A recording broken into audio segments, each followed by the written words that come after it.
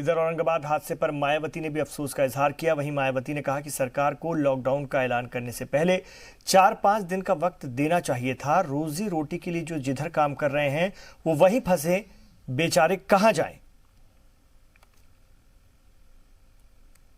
Lockdown का जो घोषणा करनी थी, इनको तो ये मालूम था कि ये बीमारी कई देशों में फैल चुकी है, इनको सतर्क हो जाना चाहिए था और इनको लॉकडाउन पूरे देश में डिक्लेयर करने से पहले, घोषणा करने से पहले तो केंद्र सरकार की ये जिम्मेवारी बनती थी कि 5-6 दिन का इनको समय देना चाहिए था।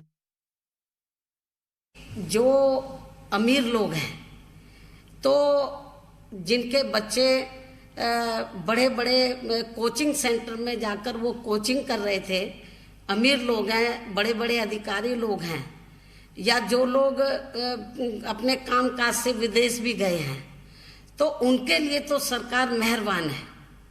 उनके लिए बसों का प्रबंध कर रही है, हर प्रकार का प्रबंध, हवाई जहाज भी भेज रही है विदेशों में जो लोग फंसे हुए हैं।